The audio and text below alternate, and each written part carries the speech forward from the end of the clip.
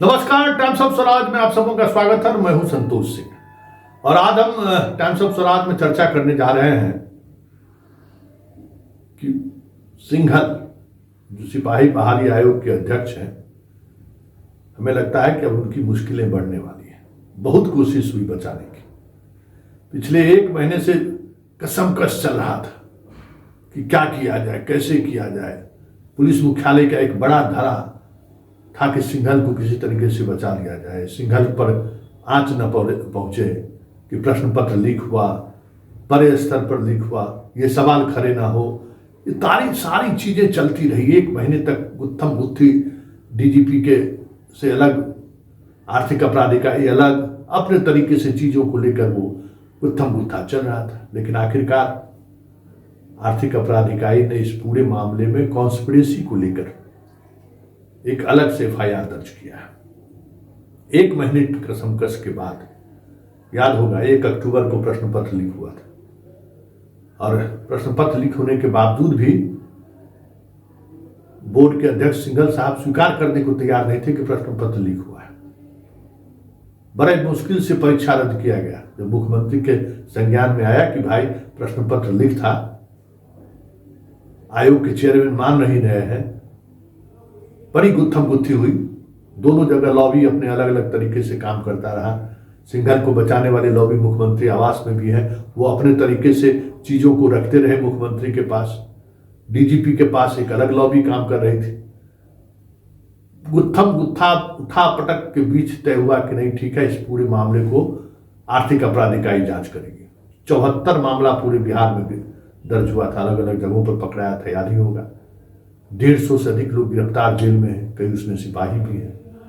मामला आर्थिक अपराध इकाई का पहुंचा। आर्थिक अपराध के डीआईजी के नेतृत्व में एक एसआईटी का गठन हुआ, लेकिन एसआईटी का गठन पिछले 30 दिनों में एक कदम भी आगे नहीं बढ़ पाई। ज्यों का त्यों मामला उसी जगह पड़ा का पड़ा रह गया। अलग तरह की लॉबिंग चलती रही, क्योंकि भाई जो चेयरमैन हैं और जो जांच एसआईटी के चीफ हैं, वो उस बोर्ड के सदस्य भी हैं। वैसे कभी चेयरमैन सदस्य के रूप में डीआईजी आर्थिक अपराध इकाई को कभी उन्होंने बुलाया नहीं है। लेकिन चलिए, जांच हुई, जांच की प्रक्रिया शुरू हुई, लेकिन इस बीच काफी कुछ होता रहा। गिरफ्तार सिपाही को रिमांड पर लिया जाए या नहीं लिया जाए, उनसे पूछताछ किया जाए कि नहीं किया जाए। मतलब 1 महीने तक पूरा कह सकते हैं कि खेल चलता रहा कि बचाया जाए कि फंसाया जाए, फंसाया जाए कि बचाया जाए। मतलब फंसाने का मतलब ही नहीं कि उनको गलत फंसाया जा रहा है, मतलब क्या किया जाए, किस स्तर पर अनुसंधान किया जाए।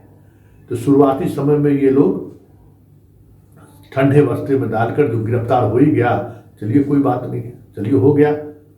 अब प्रश्न पत्र लीक हुआ कि नहीं हुआ, कहाँ से लीक हुआ, ये सारी बातें सब को गौन कर दिया गया कि छोड़िए। क्योंकि पुलिस मुख्यालय में जो डीजीपी के आसपास के जो अधिकारी हैं, इस मामले को कुछ अलग दिशा देने की कोशिश करने में लगे रहे। ये सब कुछ चलता रहा। आखिरकार मुख्यमंत्री को कहीं से कोई जानकारी ऐसी मिल गई कि भाई उस मामले में क्या हुआ, उन्होंने पूछ दिया तो पता चला कि कुछ हुआ ही नहीं है। ये गुत्थम गुत्था चल रहा है। डीजीपी अपने अनुसार अनुसंधान चाहते हैं, आर्थिक अपराध इकाई का अपना काम करने का तरीका है। इस दोनों के कह सकते हैं कि अहंग की वजह से मामला ठंडे बस्ता में पड़ा हुआ है। फिर क्या था, सीएम की फटकार, दोषी जो भी हो उसको बख्शो नहीं। तो अब एक अलग तरीके से एफआईआर दर्ज हुआ है। उस एफआईआर में कॉन्स्पिरेसी का मामला दर्ज हुआ है और अब जांच शुरू हुई। और खबर यह है कि इस मामले में एक हरियाणा की कंपनी है जो पहले इस तरीके के बहाली में एसेसरीज की सप्लाई करता था। फोटो वगैरह का जो एक तरीका होता है, एडमिट कार्ड कैसे बने, ये सारी चीज़ें उसके जिम्मे था। उसको इस बार प्रश्न पत्र की भी जिम्मेवारी दी गई है और कहा जा रहा है कि दिल्ली में एक बड़ा डील हुआ है, जिस डील में ये सारी चीज़ें खेल सामने आई हैं। इसमें एक अधिकारी की पत्नी की भूमिका भी बड़ा संदिग्ध जान पड़ रहा है। ऐसी भी खबर आ रही है कि एक अधिकारी की पत्नी दिल्ली में बैठकर ये पूरे इस मामले को डील की है और डील करने के बाद प्रश्न पत्र बाहर आया है। तो ये सारी खबरें जिस तरीके से छन छन कर बाहर आ रही है, तो स्वाभाविक है कि अब नए तरीके से चीजें शुरू होंगी। जांच शुरू हो गई है। खबर यह भी है कि आयोग के एक बड़े ओहदे पर बैठे शख्स एक पार्टी के राष्ट्रीय अध्यक्ष के घर पहुंच गए थे रात में कि कुछ कीजिए, मेहरबानी उनकी रही है उनके साथ। कि आर्थिक अपराध इकाई अगर जांच इस तरीके से करनी शुरू कर दी तो फिर मुसीबतें हो सकती हैं, क्योंकि चिट्ठा पुर्जा तो सब जगह से गया था। कोई भी ऐसा दरबार नहीं था जिस दरबार से पुर्जी उनके पास नहीं गया था। ये भी खबर आ रही है कि हर दरबार से पैरवी उनके पास पहुंच गया, क्योंकि वो पैरवी के मामले में बहुत ही सहज और सुलभ रहे हैं। पहले भी देखे ही हैं कि भाई हाई कोर्ट का चीफ जस्टिस का फोन समझ नहीं पाए और एक अधिकारी को उसका लाभ भी देने पहुंच गए थे। क्या क्या मामला हुआ, मुख्यमंत्री के हस्तक्षेप की वजह से मामला तूल पकड़ रहा था, स्थिर हो गया। चलिए अब रिटायर होने वाले, लेकिन उनके बाद उनकी विशेष जिम्मेवारी दी गई है। ये सारी चीजें सामने आ रही है और फैक्ट जो है वो फैक्ट यही है कि प्रश्न पत्र लीक मामले की अगर जांच पूरे तरीके से हुई तो सिंघल के दरवाजे तक चीजें पहुंच चुकी हैं। अब देखना यह है कि आर्थिक अपराध इकाई इस मुकदमे को किस दिशा में ले जाना चाहती है, क्योंकि ये बात है कि जो कुछ भी एविडेंस अभी हाल के दिनों में आर्थिक अपराध इकाई ने कलेक्ट किया है, वो एविडेंस ऐसा एविडेंस है जिससे सिंघल की मुश्किलें बढ़ सकती हैं।